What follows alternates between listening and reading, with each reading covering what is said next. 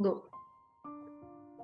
On the occasion of Women's Day, with the inspiring woman of your legal career coach, we are here to interview our founder, Sammanika Rawat.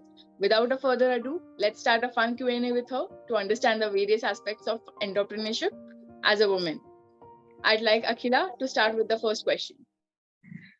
So the very first question that comes to mind is what inspired you to study law and then go forward with your journey into entrepreneurship? Actually, my journey for entering into law is very funny because कहते हैं जिसका कुछ नहीं होता वो law करते हैं. So I was amongst those people who accidentally entered into law because I was studying science in my 12th standard. And I knew कि यहाँ तो कुछ नहीं होने वाला है. And when my teacher asked me in 11th standard, what do you want to do in your career? So I always used to say a very specific answer, which was a very funny one also, that I want to become the CEO of Cadbury. And my teachers also use to laugh कि यार इतना specific answer, मतलब लोग बोलते हैं या तो CEO बनना है या एमबीए करना है, बट शी इज लाइक नहीं, कैडबरी का ही सीईओ बनना है. तो जोकिंगली कई लोग मुझसे बोलते थे नेस्ले का नहीं चलेगा. So then I was like okay what do I do to become a CEO. Somebody said MBA करना पड़ता है, बट उसके लिए ग्रेजुएशन में क्या करना है.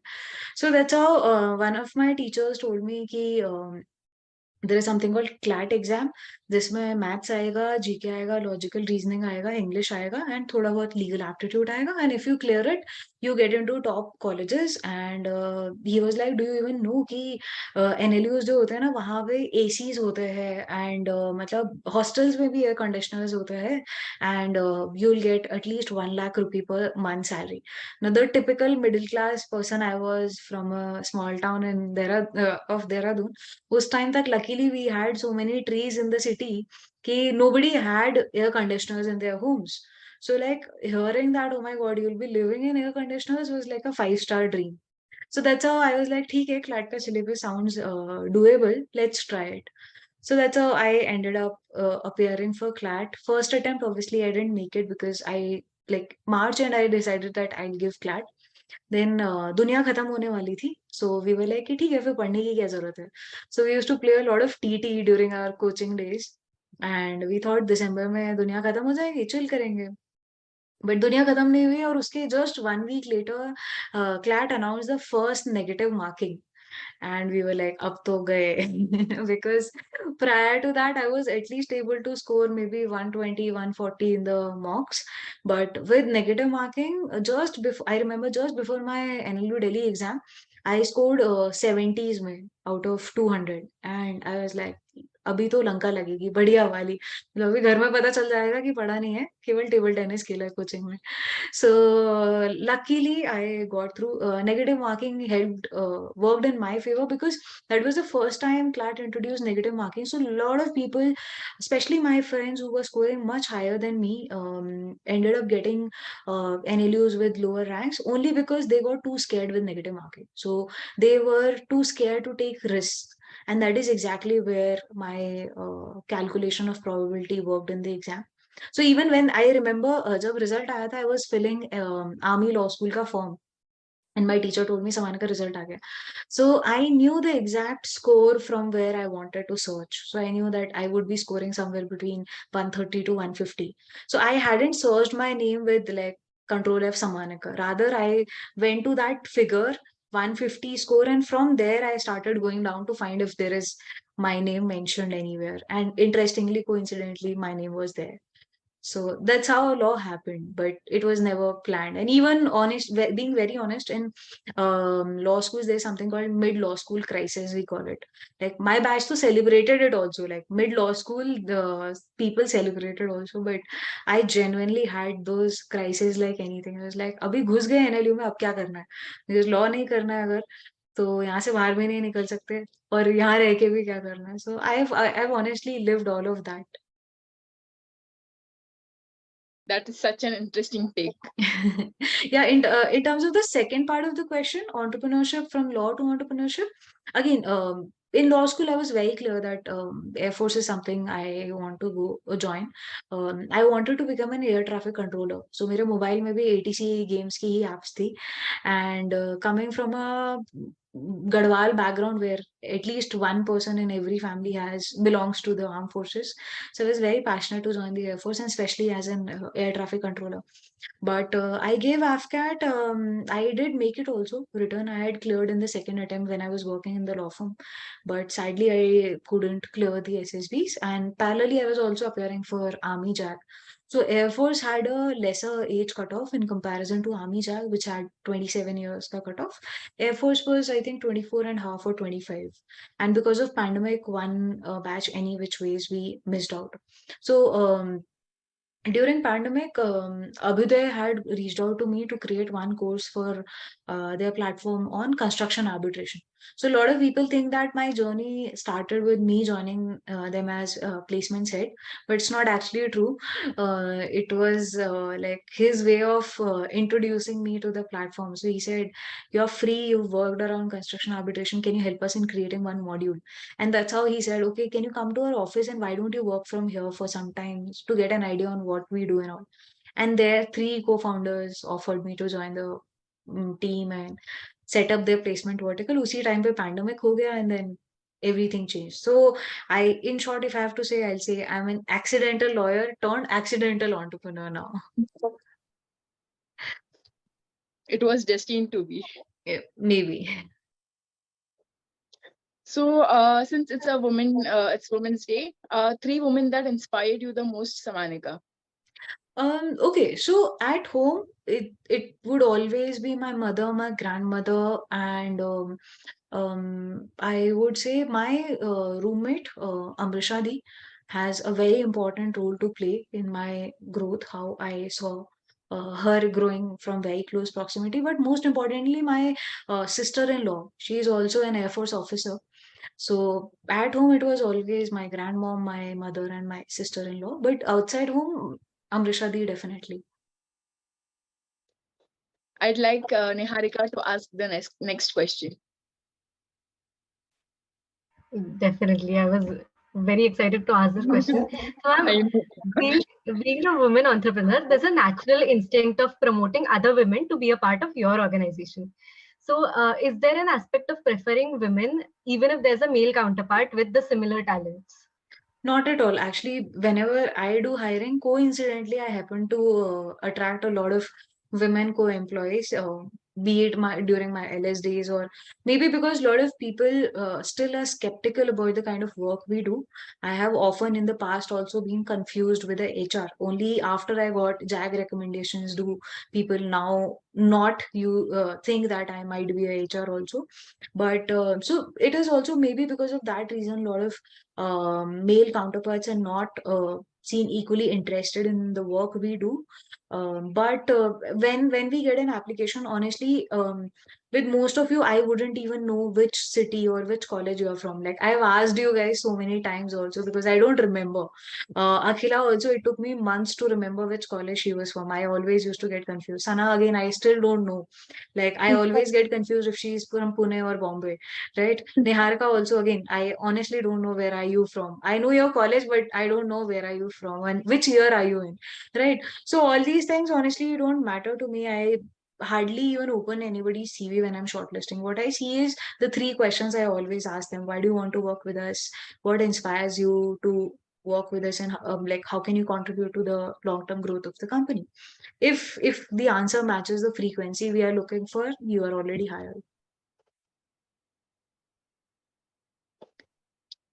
And honestly, second, additionally, I would say that even though we are a strong women force here, but last year also when Priyanka was making that Instagram reel of our women employees during Women's Day video, we often say that like while women might be actually running the organization, the limited number of male counterparts we have are the true pillars. Like without them also, it wouldn't have been possible. And especially Nikunj has like contributed to such a great extent, I would say that like I can never say that okay, maybe a girl would have done that work better. Never. Like so I don't think the gender role plays any important part in that part aspect. I would like Prapti to ask the next question. Good evening, ma'am. Good evening. Ma'am, as far as I remember, in the last webinar that you attended with all the AORs, and you said that you also worked as in-house counsel once before. And so, ma'am, Uh, no, I didn't work as an in-house counsel. I was saying I had applied for an in-house counsel's job.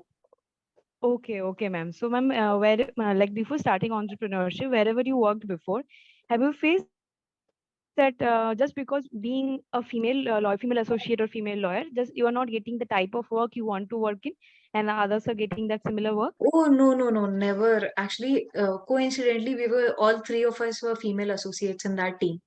So, A, because of that, there was no gender discrimination. B, also, I had like great mentors. To be very honest, in 9 months of my law firm experience, I learned so much that most of my other friends maybe would have learned it in their 1.5 year of work experience. So the only thing I did actually resonate with what most of the experts said day before yesterday during the webinar, that this is honestly a gender neutral profession, if you can take it that way. Like if you see yourself as, no, I'm a female, I'm this, he's that, he's better than this and all of that, then definitely, like, it's all about the world will be a mirror reflection of what is in your head.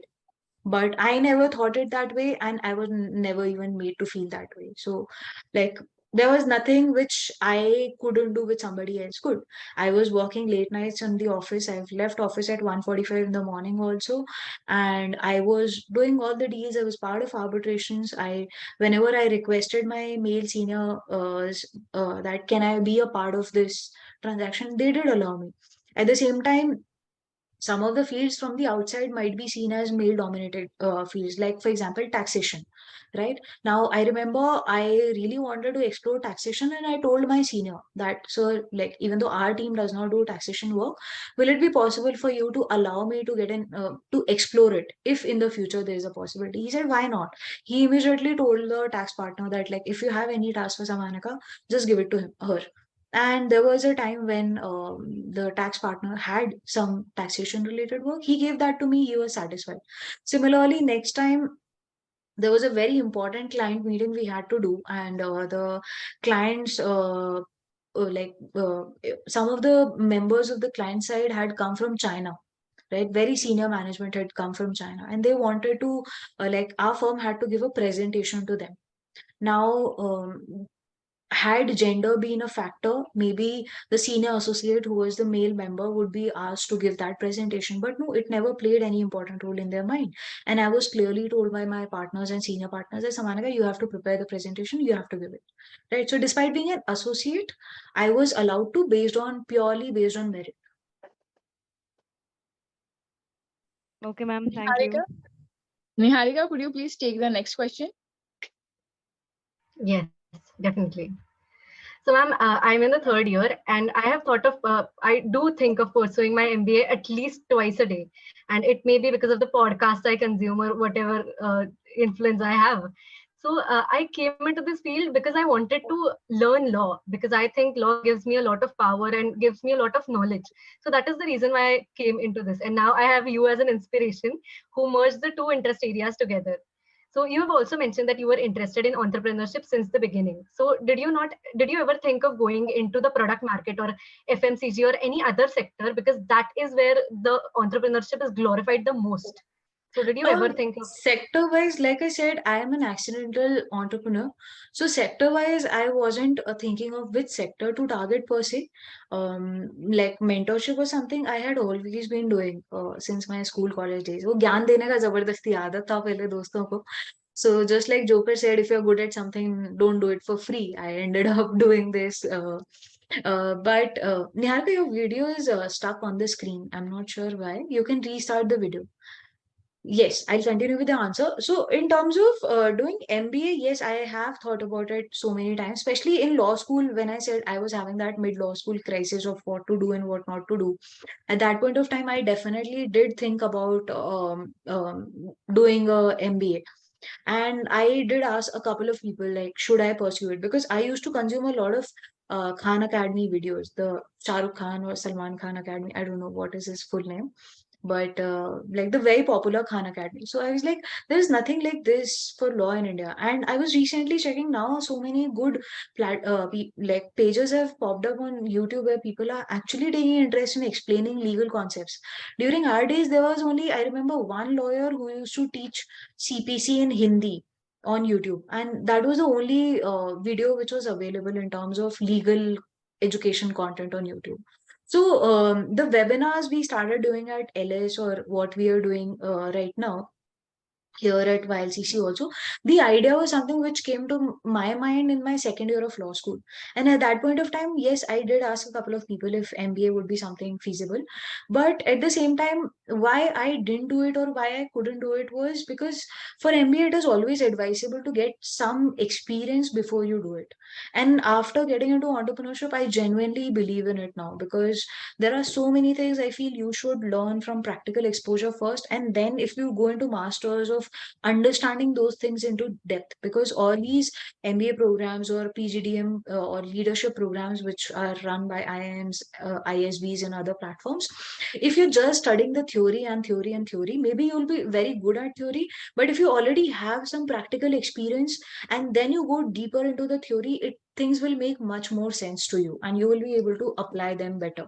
Secondly, coming from a NLU background, when I compared the packages, I realized that if I join a MBA B school immediately after a law degree, like basically as a fresher, maybe even after that MBA degree, I'll get the same kind of package which I can already get after NLUs, right? So that was the most important factor, which I said that if I'm actually going for it, why not to go at a stage where I could get a much higher package? And thirdly, obviously, my parents had already spent a good amount of money on my NLU education. Almost, I think 2 lakhs was the fee, and if you include all the internship related expenses and other pocket money expenses, it used to go out to up to almost 3 lakh a year. So 5 years, it's like 15 lakh investment. So I was like, for an MBA, it'll at least cost me maybe 25 lakhs to 30 lakhs, even if I'm doing it from India.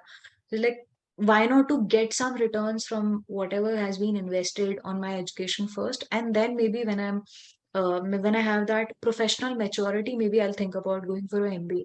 But uh, based on whatever limited experience I've had and like the number of YouTube videos I consume in terms of whether you should go for MBA or not, almost all the people I saw have said that there is, in today's world, it's not so mandatory now, because there is good amount of content available online. Just that, yes, a degree helps you in two ways. One, if you are looking for a validation in terms of a certificate to get a job, that is obviously which will you can get from there. And secondly, degree helps you in a way that things are taught in a structured manner, right? But if you're somebody who's not very disciplined, who's not very smart enough to compile all those kind of informations to enroll in those kind of individual programs or workshops or boot camps which keep happening globally, right? Then maybe a MBA would be a good place, where at one place only in a structured manner you are taught everything and you're given a certificate which you can use to secure a job. But on the other hand, if you are somebody who is already into entrepreneurship and all, maybe for 2 3 years you can get grassroots level of exposure, understand how human resources work, because at the end of the day you are dealing with humans, right? So whether you're working in a law firm, whether you're working in a company, whether you're working with a startup, everywhere it's the same set of humans. Even when you're working with the armed forces, right, humans remain the same. They are just like wearing different uniforms and different tags. So if you're able to understand that, you'll be able to perform well. And then, yes, now at this stage, after doing like independent entrepreneurship, I would say solopreneurship for almost 2 years, maybe now I could say that yes, there is a need to do a MBA or maybe to gain more experience, because whatever learnings I had so far, I've already utilized it and we've been able to reach at a certain level. But from here to maybe a 10x level or 100x level, yes, I would require some sort of mentorship. Absolutely, Sammanika. That was such an interesting take on MBA. I would like Akhila to take the next two questions.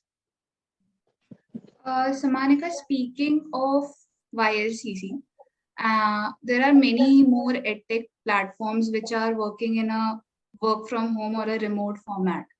And somehow it seems to be working for all of them. So do you think work from home is as impactful as work from office? Okay, so like you all are working from Pan India. We've been so far working in a work from home model. But I feel that a hybrid model could, in terms of getting returns, a hybrid model could work much better. Reason being, when you're able to physically meet each other, it's easier to coordinate and explain responsibilities. And also, work from home requires a lot of screen time that gets avoided. So, screen in itself, I feel at times when I'm like on screen for more than 4 to 6 hours, and we all like since we use Canva and other softwares which are into bright colors and all, right? It does impact our eyesight. It does impact our, like, it gives us headache and all. But if we are working in an um let's say if you are working in a physical atmosphere, like you and I meet once or twice a month, right? So on those days it's much easier to coordinate, get things done, and like four of us work together, all doing different responsibilities. So while work from home definitely helps people who from individual side, it is very useful because it helps you for those people who cannot travel too far, or who are working from remote locations, or who have other commitments, right, for whom it's not comfortable. From an individual's perspective, it is definitely very, very helpful.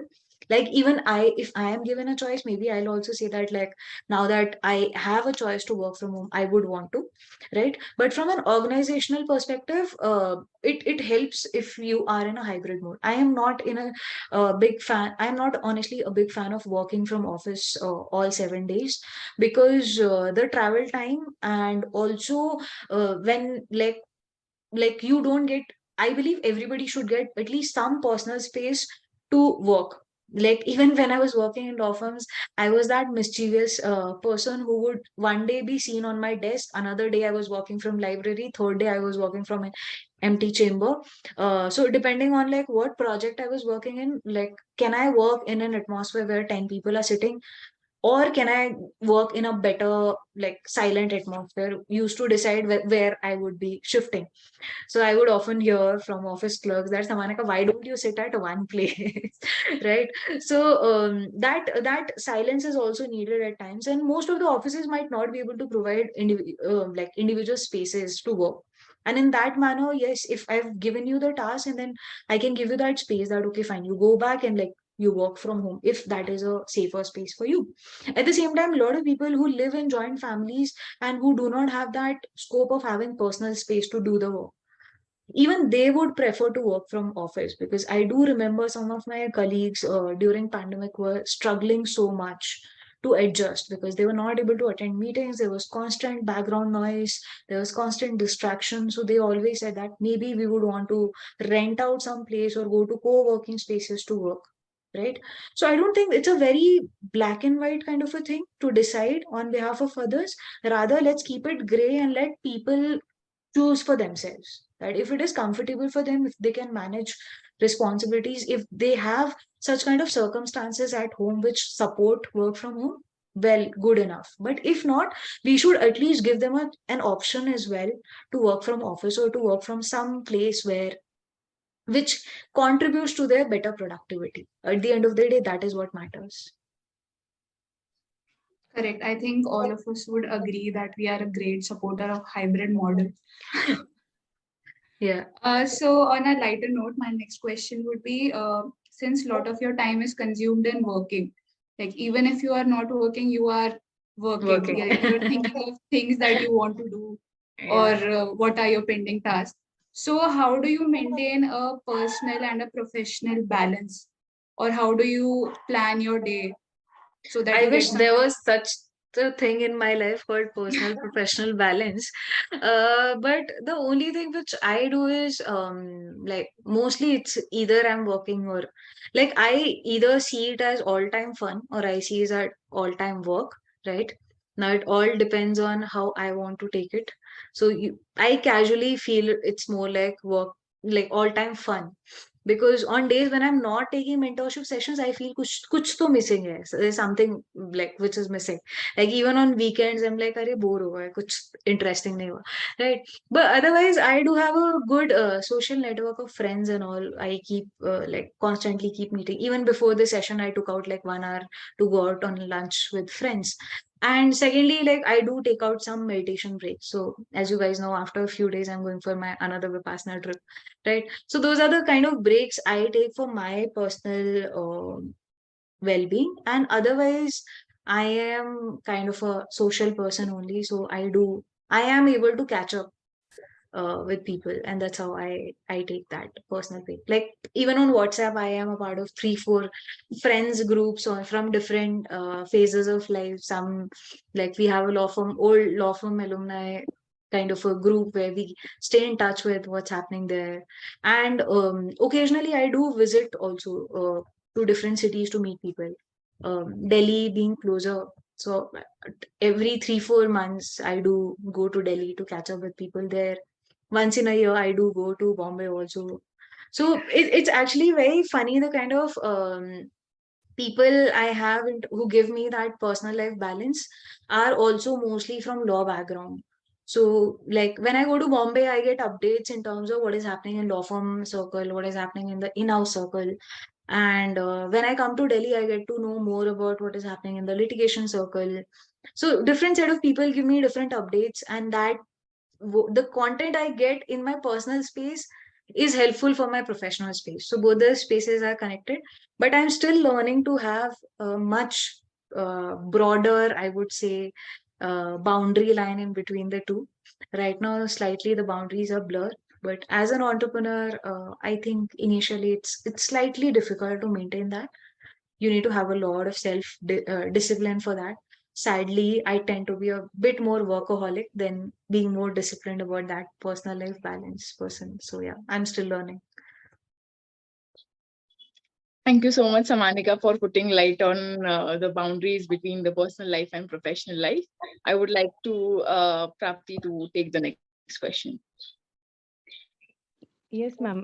This is just out of my curiosity, ma'am. You have qualified JAG, right? Yes, I have. Ma'am, so like why didn't you continue being in that? Okay, so in JAG, what happens is, like when they do the shortlisting, they do a pan India shortlisting. There are like 3 centers in Bhopal, and then you have a good number of centers in Allahabad, and also Bhopal, Bangalore, Allahabad. Right. So collectively, at a time, 2 of the centers, like let's say Bhopal and Bangalore, or Bhopal and Allahabad, or Allahabad and Bangalore, out of 2 centers will take a good number of SSBs for women candidates. Now, let's say 1,500 candidates have applied for SSB, so 300K, they'll have 5 batches, right? Now, when they're shortlisting, they don't internally discuss in terms of how many will be shortlist. There is no limit on that, okay? If you are talented, if you have all the 14 officer-like qualities, OLQs they look for, they are going to recommend you. So there are 3 people who shortlist you. One is an interviewing officer, one is a psychologist, one is a group ground task officer, GTO, right? So now if you get a yes from all 3, you are called a recommended candidate. Okay. So similarly, let's say every batch or every center out of the n number of centers who took SSBs for JAG batch for that year, let's say every center recommended 2 to 5 candidates. So in total, you have somewhere between 10 to 30, 40 girls who get recommended. Okay. And then depending on how many vacancies are there, based on the merit, the final shortlist will happen. So like, for example, I was all India rank 12, but there were only 2 seats for women. So top 2 were supposed to join. However, in army, medicals also play an important role, right? So a lot of people, despite being there in the merit, are not able to join because of the medical qualifications. So I had a friend who was rank 1 in that batch only, but she couldn't join because they didn't clear her medically. So the next 2 people, second and third rank holder, got. Because a lot of people say that if they only have to take 2 people, why are they recommending so many? Because recommendations A does not matter on any other factor except for the fact that do you have those qualities or not. So if they are seeing the same set of 14 officer like qualities in 30 girls, they will shortlist 30 girls, right? And out of those 30 also, it could be possible that let's say top 20 don't qualify the medicals and maybe last 2 only qualified the medicals. It could also be possible, right? So I was ranked 12 and there were only 2 seats. So despite making it to the merit, I didn't get it. Like they did see the same set of qualities, but I didn't get enough marks to be on top 2. Coming on a lighter note, Sammanika, what are the hobbies that you swear by? Okay, sleeping. That's the favorite I think one. that's for everyone. Most favorite of, I think. Yeah, yeah. But other than that, I like right now, on to be very, very honest, I'm not into anything except for maybe networking. And that too, like it comes out naturally. It's not like something I'm actively doing it. I like having human interactions and especially outside screen. So networking definitely helps because I prefer listening to other people's stories, and that's how like we are able to connect better wherever I go. Other than that, I used to really enjoy playing badminton, and I also enjoy pistol shooting, but I haven't been back to the shooting range for a good amount of time. And my mentor has been constantly asking me when am I returning. So let's see. I really hope I'm able to return to the range very soon. Does Sammanika have an artistic side? Okay, thank you for that very interesting question. No, to be very honest, no. So I have a creative side, but not an artistic side. So I'm a craft person, but not an artistic person. And that's why wherever I go, whatever I do, you'll see a lot of mess, like a lot of mess. So because like you guys work with me, so you would have also like seen it whenever I'm introducing a new project or something. At the beginning there are so many instructions which will flow, like at least at workplace I try to keep it as minimum, the chaos or the mess. But otherwise because like a craft person, till the time the final product is not out, the other person is not able to understand what is happening. So similarly, when I do my work, most of the people are not able to figure out or understand what is she up to. And then when the final product is out, everybody is like, oh wow, that's great. So I've always been that craft person and not the artistic person. That's great. That's great. Niharika, could you please take the next question? Yes, definitely. So, this could be a very serious question. So, being a woman, I do have bad period cramps, but I still don't think there's a need of a period leave as such, because I think the world will not wait for you. So, it's more of you lose out on things if you don't attend your work or whatever. That might be rash thinking, and I might not have seen the real world, and I'm very inexperienced on that front as well, because I have not actually worked till now. But I would love to know what you think about it. Thank you for that question. Actually, I recently read somebody else also having that thought process share about it on LinkedIn. I genuinely feel there should be a break because I don't see life as a relay race kind of a thing where like time is of crunch and we are losing on something. So if I take a break today, maybe I lose out on something. That is one thing from day one I have maintained at YLCC, and even at my previous place, all my team members would agree to that. If on any particular day you're not well, does not matter you're a male, female, whatever gender you personally identify yourself with, if you are not in 100% optimum space, I would have always told you go take a break, right? Especially the full-time members who are here, they can all say yes to it because I have always told the same thing to them. If you're not well, take an off. If you have fever, cough, whatever. Because I feel that what's the point of working at half your optimum level, right? And then trying to cover up the next day. Instead, when you can take a break, recharge yourself, and then next day work on a full throttle space. And for that, I've never judged you based on whether you are a girl or a boy, right?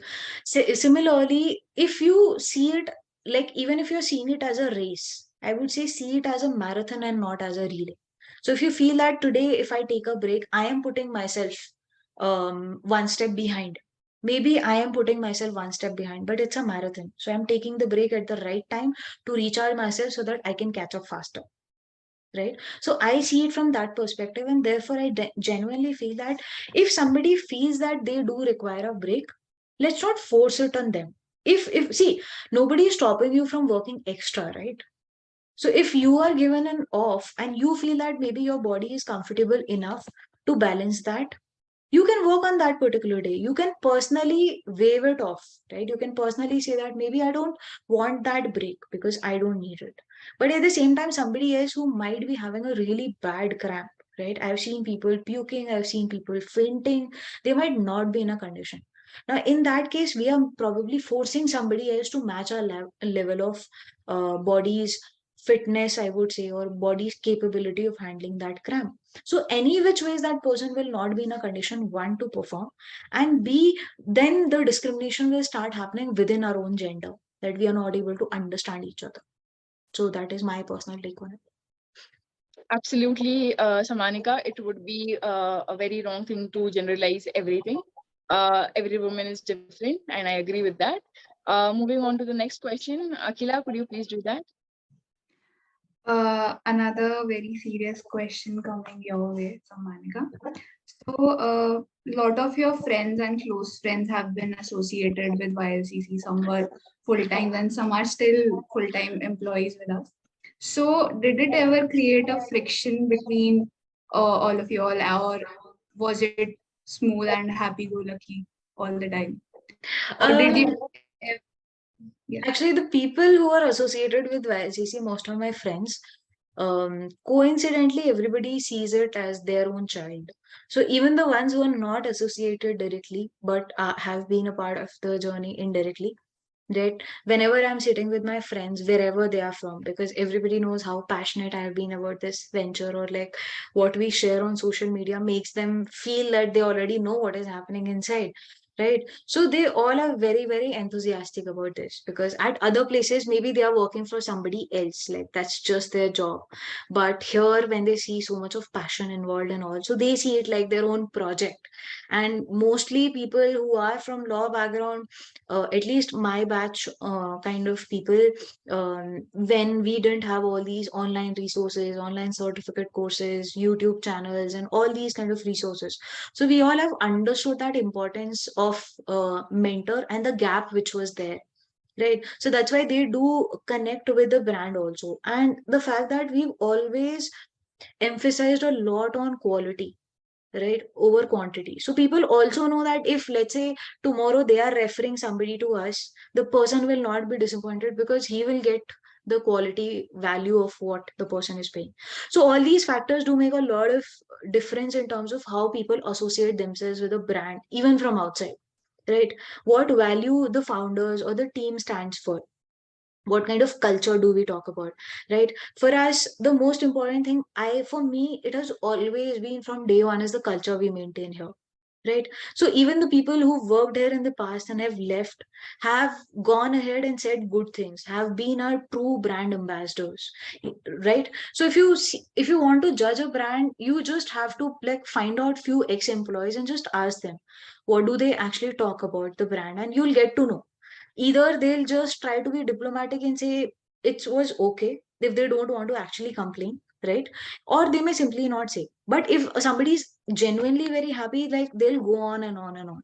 And that's what most of our previous employees in the official space do. So that is something which my friends also know, that this is what this brand stands for, this is what the values these people stand for. Now, coming to your question of people working here, the friends who've worked with us, and like friction, mostly no.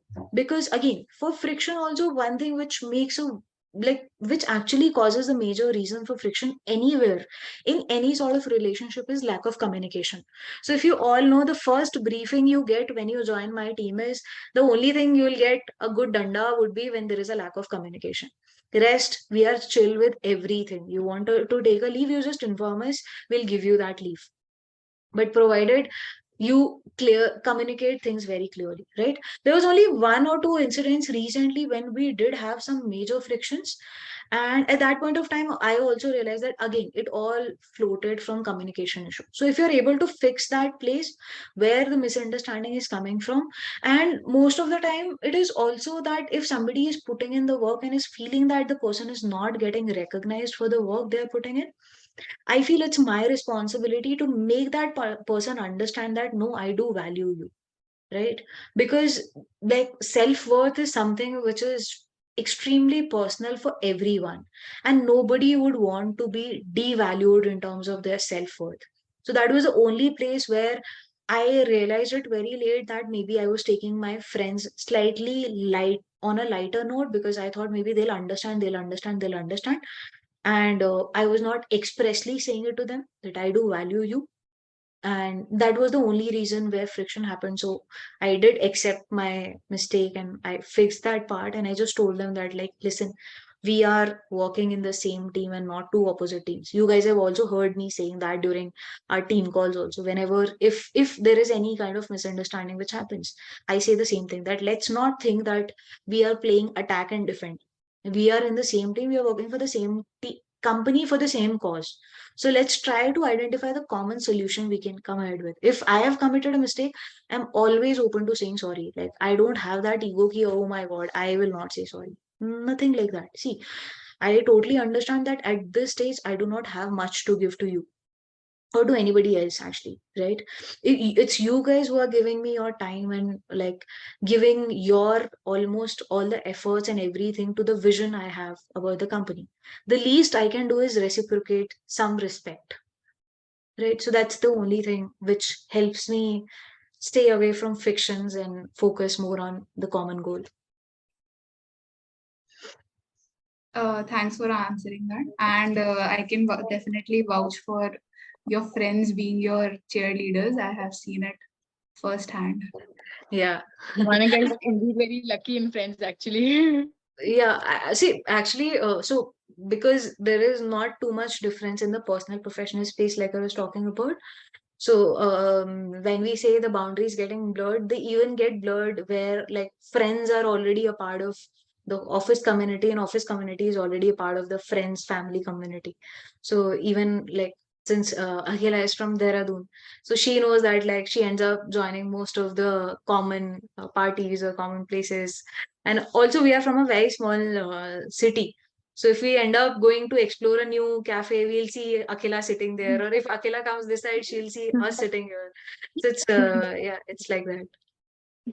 Everyone knows everyone. Yeah. This sounds fun. Uh, Even in Pune, everyone knows everyone. yeah, smaller cities. Yes. So Niharika, could you please take the next question? Yes, definitely. So, ma'am, you are the most ideal example of networking for me. So, what is the secret sauce to maintaining all the relations you have? And most importantly, having those people genuinely, like those people reciprocating the most genuine feelings back to you. What is the Okay. secret to that? So two things, actually, very, very personal things. One, I am an ENFP. Okay. Like, recently I had shared that Naruto example also. So as an ENFP, it comes very naturally to me to, like, network and socialize with people. But in addition to that, like, one place where most of the people go wrong in terms of networking is they always have this mindset, what can I get from this? Right? So that kind of slight sense of cunningness is there. Selfishness or cunningness is always there. What can I get from this person? But I honestly don't have that. Like, luckily, I've had such friends in the past who always taught me that it should always be givers, this thing. Like, if you're doing it for somebody, I'll give you 10 times. The 11th time, when you would need something from me, you would also feel that you should reciprocate that. Right? So I am not doing it from the perspective that I'll give you 10 times so that 11th time you give me. But that's my nature, that I will keep giving you. But I do realize that, so many a times, yes, on a personal front, it does backfire also, that people take you for granted, right? So these are the things you learn with time and with life, and how maturity hits you in different phases of life. But then you do realize that, okay, fine, the other person also realizes that if they don't, right, after the 10th time, if they're not able to reciprocate it, then maybe they'll stop getting what they were getting, right? So that way I ended up, like, having people whom I was genuinely interested. And networking ka the most important rule for me is be a good listener. Like, be genuinely interested in listening, because in today's fast paced society, everybody is in a hurry and nobody has the time and space to listen to the other person. But आधे से ज्यादा दुनिया के कलेश निपट जाएंगे if you're only willing to listen to the other person. The people just want to be heard. So I am also an internationally accredited mediator. So when I did that mediation course, the first and foremost thing I learned was कि people just want to be heard. That's it. आप उनको सुन लो, they'll be ready and willing to do whatever you want to do. or whatever you want. So that's how mediation also happens. Like you just try to ask both the parties, what do you want? And then you keep on exchanging the offers and offers. But in India, why it is not so successful is also because lawyers, again, most of them don't actually listen to what the client wants. They try to impose what the client wants. And that's why a lot of mediation ends up failing, either at the beginning only or at the later stage. Right. So I do apply that principle here. Second, very, very personal thing which I do in terms of how do I get such people in my life who are also willing to reciprocate is I am into meditation. Right. So I focus a lot on the vibration of the other person. If I'm not getting a good vibe from you, trust me, it will be very, very difficult for you to have a conversation with me. And trust me, I am honestly very sorry to say this publicly, but yeah, I'll show zero interest in having a conversation with you. So I have been a part of important, very important networking events where like some of the best people were there, like very high qualified people and all, with due respect to their repute in the industry and the hard work and whatever they've done to reach there. But honestly, at that point of time, I didn't get good vibe from that person. So I was just standing at one corner enjoying my food. So I am like that. I am an ambivert. So I can be an introvert, I can be an extrovert, I can be anything at any point of time. So if you are a genuine person who carries good vibes, trust me, we'll become best friends in like 10 minutes. But if you're not, if you're somebody who is like very selfish kind of a person, if I don't get good vibes, trust me, it will be very difficult for you to like be friends with me. So that is like on a very personal note, that is the vibrations of the other person. Absolutely, Samanika. I think we all need to take notes from you about networking. I think it's something that's your core. And I agree with you. I remember on the first day itself, you told me that most of the times people don't even need your advice, they just need to be heard. And that's what you have to do. And I think I've taken that advice not only for this work, not only at YLCC, but in general. And moving on to the next question, I would like to ask. Most of the times, I see your WhatsApp stories about books, about quotes. So, are there any books that have inspired you in the journey of ILCC? Oh, so many of them. Though my friends always jokingly say there was this meme that collecting books and reading books are not the same hobbies. So my friends often blame me for that. But in terms of the books that really inspired me, so if you ask anybody who knew me in law school, they'll tell you I'm not the same person anymore. There is one book which has completely transformed me, and that is You Can Heal Your Life by Louise Hay. So there are two books she's written. One is Power is Within You, which I recommend to almost all my students. And the ones who've actually read this book have like gone ahead and like actually seen the similar sort of transformations. I remember there was this girl from GNLU and she was so underconfident all the time, and like I used to tell her, see, you'll make it very easily, you have a good CV, you've done good internship, and she'll always be in a lot of self-doubt. So through my students, I at times see a reflection of my past also. So I used to be like that. I knew I can do things. I knew I want to do certain things. I knew the values I stood for and everything. Yet there was always some sort of self-doubt. So Louis Hay's books, both You Can Heal Your Life and Power is Within You, have completely transformed me as a person. Then the Secret series, most of you might have heard of. Usually people only talk about first part, which is The Secret, but very few people actually talk about the second part, which is The Power. So again, the power from the Secret series also is very important. Then since I don't get enough time to read, being very, very honest, I usually do buy a lot of books and I read half of it and then I'm like, okay, maybe I'll come back to it someday. But I do have this habit of playing audiobooks before sleeping. So again, like you shouldn't put headphones while sleeping. Health-wise, it's not good, but it helps in like making the message reach the subconscious. So that way, through free audiobooks, I have completed a good number of books. But one book which recently again changed my perspective completely was Lean In by Sheryl Sandberg. She was the CEO of Facebook. Like as a woman, one book which is like completely changed my perspective is that book.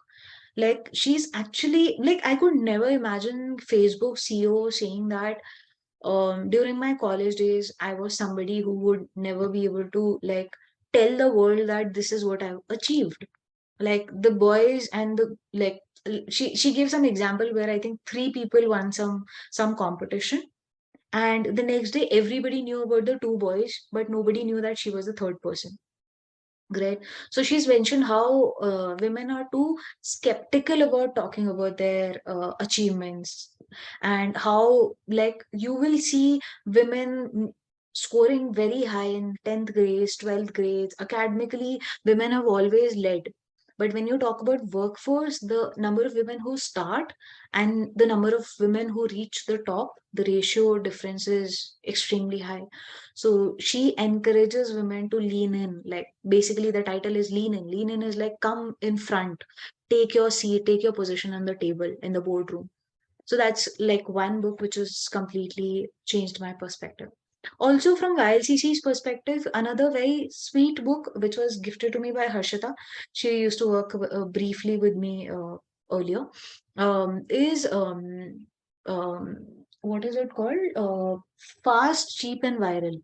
So the book talks about like in today's digital marketing world, everybody says कुछ ऐसा content बना दो जो viral हो जाए, right? So the author, I think Ashish Chopra, I think is the name of the author. So the author says that when you talk about what is a viral content, he says if you're creating content, make sure it is share worthy. The more your content is share worthy, the easier the chances of it going viral. Viral. Is Absolutely. he says that like larger companies come and say that our content is not getting viral, we are spending so much amount of time, and then he asked them a very simple question. You have a workforce of let's say 100 people or 500 people, and out of 500, if 5 people are also not liking your post on your social media, and you expect the external world to support you, then how do you expect to be viral? So that thing, that your own institution, your own organization, the people working with you, are they motivated, self motivated enough to share your content? Like we've had people who would have to be given 10 reminders and then they'll not share. At the same time, we've had people who will like the moment things will come online, they'll share. A lot of previous employees also I see on Instagram, the moment that the first like is by them only, right? Could also be because they're more active on the social media. But yeah, that is also a sense of belongingness people carry with the brand. So these are some of the books I can immediately think of. That's great, Sammanika. I would love to read these books. I'll soon buy them. Niharika, would you please take the last question and then I'll conclude the session. Yes, a very, very generic question I have. So, ma'am, you must have heard this many times, but how do you motivate yourself to get up and manage the organization dealing with so many fronts while sparing time for your family and for your own leisure activities as well? And could you tell us how you handle distractions and how do you see, like, what perspective do you see sacrificing things? Okay. So, firstly, for me, it's more like fun activity, to be very honest, because it's work from home. And strangely enough, but I'll admit it very honestly, that since I'm sitting at a delegation position, it's not that difficult, to be very honest. It's not that difficult because I just have to tell people who has to do what, right? So most of my work is not about me sitting in front of the screen and then doing it. Most of my work happens here. So even when I'm having fun, even when I'm playing badminton, or even when I'm with my family and all, I have that freedom to continue thinking and process. So what I do is like whenever I'm sleeping, doing anything except work, I structure things in my head. So the processor is continuously running, and then the entire flow chart is drawn at night only. That okay, this has to be done. This needs to be done. This work maybe this person can do. Oh, this person has this strengths.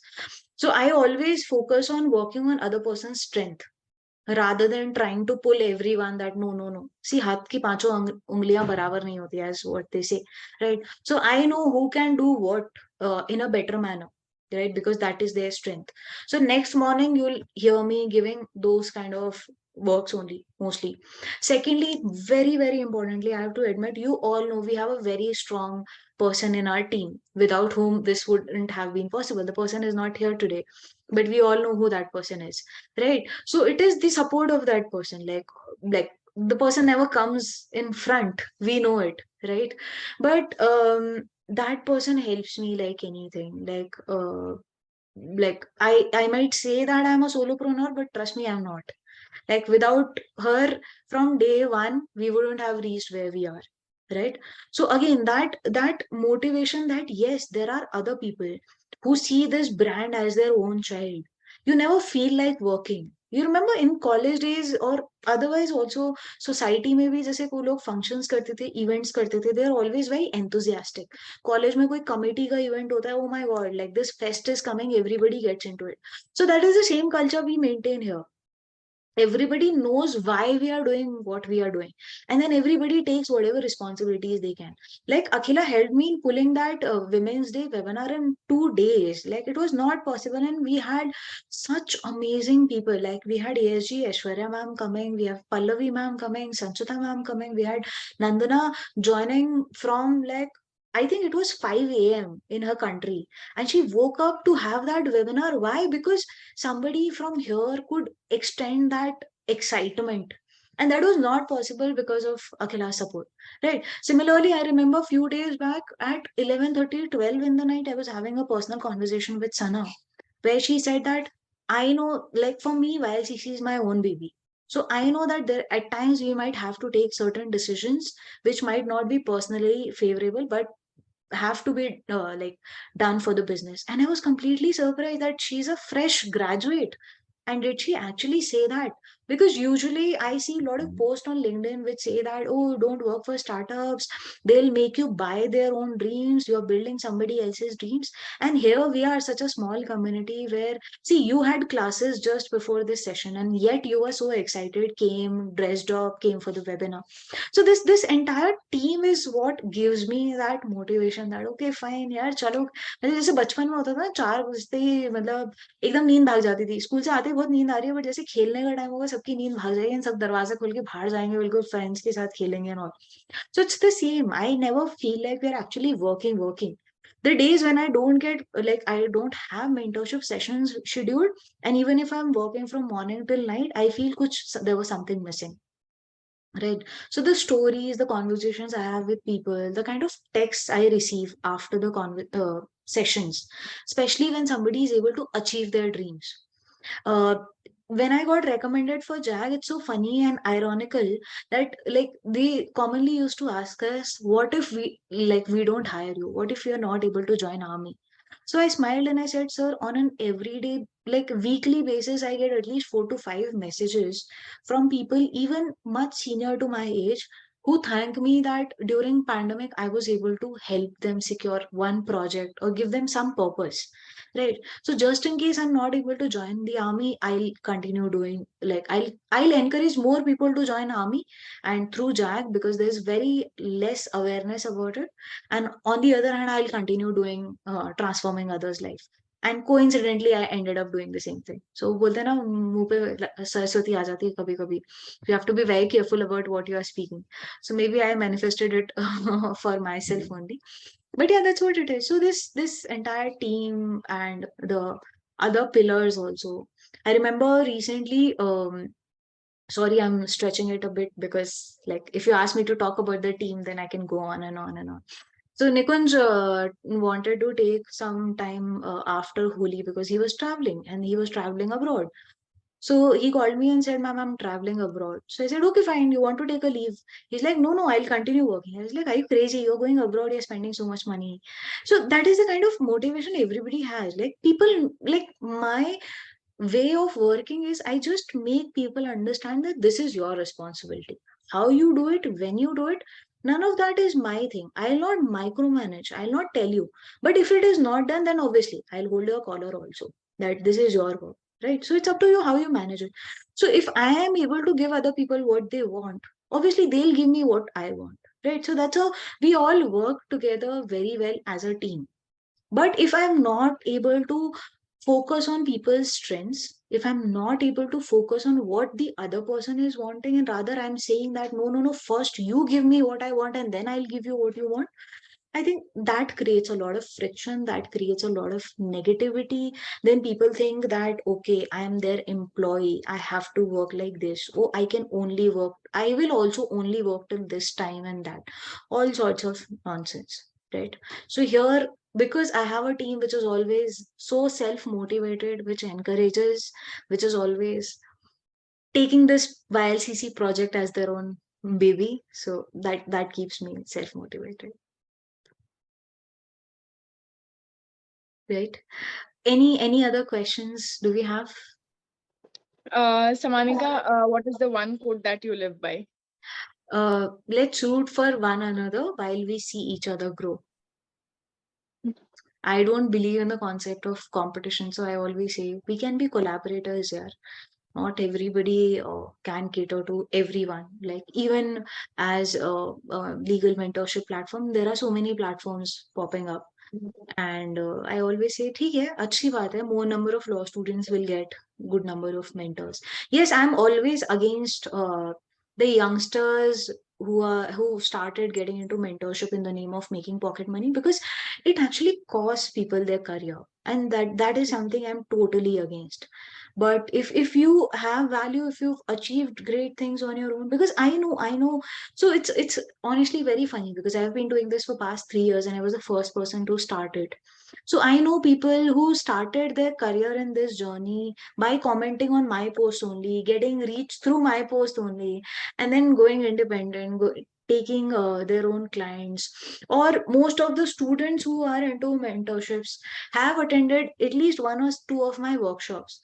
So I know that, like, who are these people? And then when they say that we are going into mentorship, I'm like, पहले थोड़ा सा experience ले लो, because mentorship is not just about CV and cover letter. It is like slightly beyond that.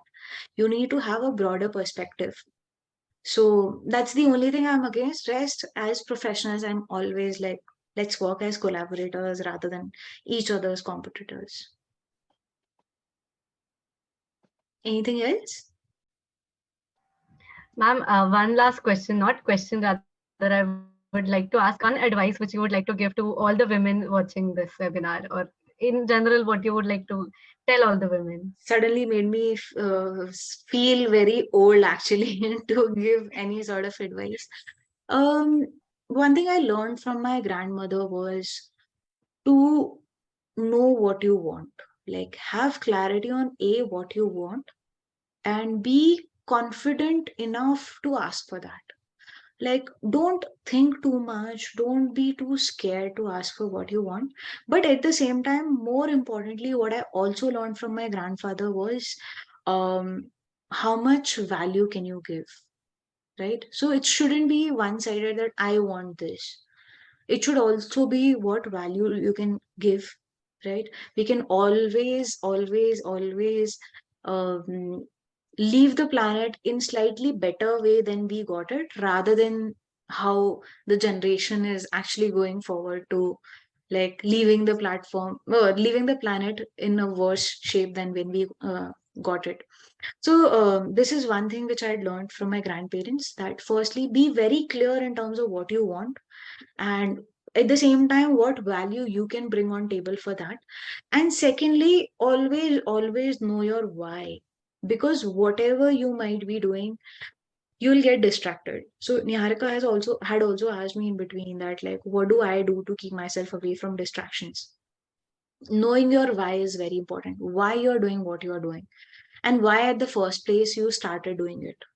So a lot of people seem to be very enthusiastic. Like these days, it's all about like very window shopping kind of attitude people have. That अरे आज ये पसंद आ गया, कल वो पसंद आ गया. Maybe I should do this, I should do that. And the moment you go into that dip, right? Because failures are bound to happen, right? It's always a wave. So the moment you go into that dip state, you get into that zone ki maybe no, I was meant for something else. Maybe I was meant for something else, right? So not being able to stable at one place happens only when your why is not clear. So knowing your why always helps. So that's the only advice I have.